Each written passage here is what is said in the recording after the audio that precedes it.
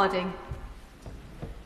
Thank you, Madam Deputy Speaker. It is a true privilege to stand here today among these green benches as a member for East Malton, and not only that, but for the very first Liberal MP for my constituency for over 100 years, and its very first female MP. The biggest issue on the doorstep in my constituency is undoubtedly the state of the NHS, and so I am pleased to make my maiden speech in this debate.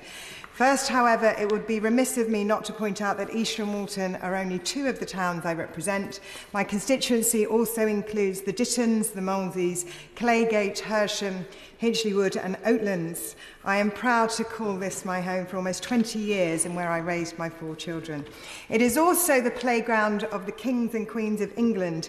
East Malton spans the former hunting estate of Henry VIII, which stretched from Thames Ditton to Oatlands Palace, where his daughters Mary and Elizabeth sometimes resided, and Charles I was imprisoned.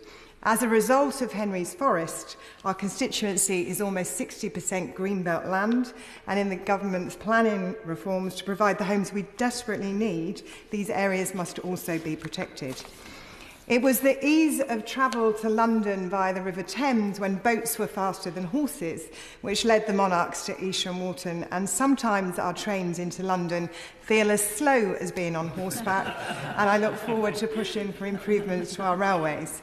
But we are a river community. The Thames provides our border with London, and the chalk stream, the Mole, runs through our constituency and is now one of the most polluted rivers in England. My constituents are so exercised by the sewage pouring into our rivers that they have been explicit about sending me to this place to help sort it out.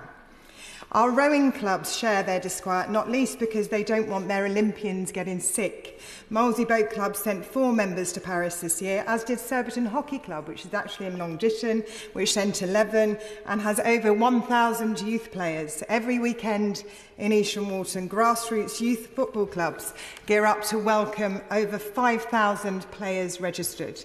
The Great Walton and Hersham FC boast the youngest owners in world football, and so interlinked is football into our community that the 5 Claygate Royals youth teams are named after Claygate's 5 pubs.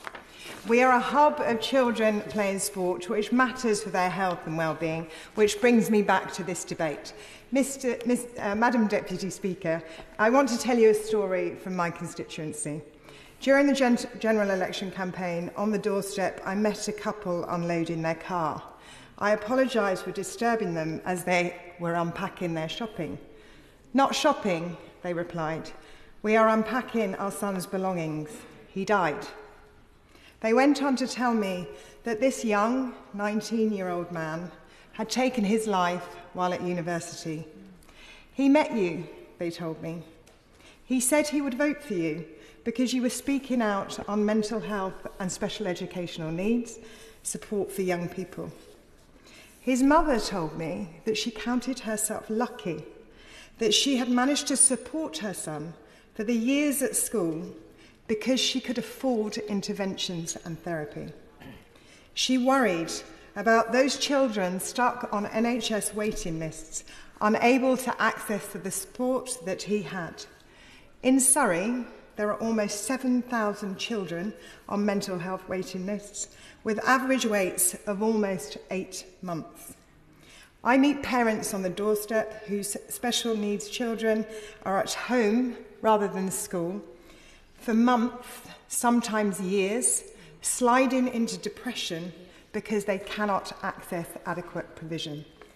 I promised this young man's mother that if I were elected, I would continue to shine a light on this issue, and I can think of no better place to do it than in this debate. Yeah. Our children and young people are in trouble, and we must fix it. As a start, we need to put mental health care on an equitable footing with physical health. In 2024, this is long overdue. Let this new Parliament be the start of it. Lastly, I am of course very aware that I stand here on the anniversary of the 7th of October attacks. I want to add my voice, remembering all those who have lost their lives, are still held hostage, and those across the region who are displaced, suffering, and have been killed. As the new Liberal Democrat spokesperson on international development, I urge the government to use all its levers to get humanitarian aid into the region as winter approaches. I will be pushing this House to renew our leadership in international development by restoring the 0.7% of gross national income to UK aid. Yeah. My constituents are outward looking. They are used to having a foreign secretary as an MP in my predecessor Dominic Raab, and I pay tribute to his work, particularly in his introduction of the BNO scheme, which my party had long called for and has given my constituency a wonderful new British Hong Kong community. And following 15 years of working overseas, I'm committed to contributing to resetting our standing in the world, recognising our international obligations, participating fully in our international institutions, and including restoring a closer relationship with our closest neighbours, Europe. Yeah. Madam Deputy Speaker, I bring to this House the brilliance of Isha Moulton and their struggles. As someone once said, politics done well changes lives. Madam Deputy Speaker, it saves lives too. In this still new Parliament, I intend, with honourable members and friends, to set to work.